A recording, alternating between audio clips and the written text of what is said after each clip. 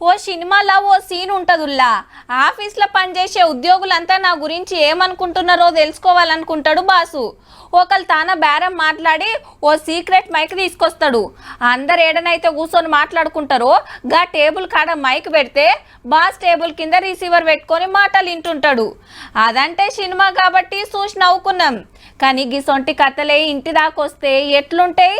హైదరాబాద్ లో 2, నల్గొండల 2, వరంగల్ జిల్లా పర్వతగిరిలో 1, సిరిసిల్లలో 1, ఖమ్మం జిల్లా నెలకొండపల్లి మామిడి తోటలో 1, మొత్తం 7 ఫోన్ ట్యాపింగ్ సెంటర్లు పెట్టిరట పనివంతులు. ఇక పట్నంలో ఇంటెలిజెన్స్ ఆఫీస్ లో 1 పెడితే ఇంకోటి జూబ్లీ హిల్స్ ఏరియాలా, అంటే రేవంత్ రెడ్డి సార్ ఉండే ఏరియా. ఏ లీడర్ ఎవలతోటి మాట్లాడుతుండు, ఎవల పిల్లానేంది సీక్రెట్ ఇనుడు, చెప్పాల్సిన వాళ్ళకి చెప్పుడు. లీడర్లు, యాక్టర్లు, బిజినెస్ మ్యాన్లు, హీరోయిన్లే అనుకున్నాము, ఆఖరికి మంది సంసారాలలో కూడా జొరబడి పాడైరట.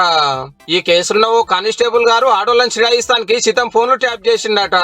40 మంది అక్కల ఫోన్లు సాటుంగిని అటెంకాలకు ఫోన్లు చేసి మస్తు సతాయించిందని ఇప్పుడు ఎంక్వైరీలో తెలిసింది. గంజాయి దొంగలు, రౌడీ షీటర్ల ఫోన్లు కూడా వాళ్ళ కాంచెల్లి కూడా లక్షల రూపాయలు గుంజిరట మీ సీక్రెట్లు మాకు తెలుసా అని. ఇదే అసలు డ్యూటీ లెక్క ఫీల్ అయిన ఇంకో 4 కానిస్టేబుల్ అరెస్ట్ అయ్యారు. ప్రణీత్ రావు గారు నాంపల్లి కోర్టులో బెయిల్ పిటిషన్ వేస్తే విచారణ ఎల్లుండికి వాయిదా పడ్డది. గివ్వబ్బా ఫోన్ ట్యాపింగ్ లో ఇయ్యాలటి ముచ్చట్లు.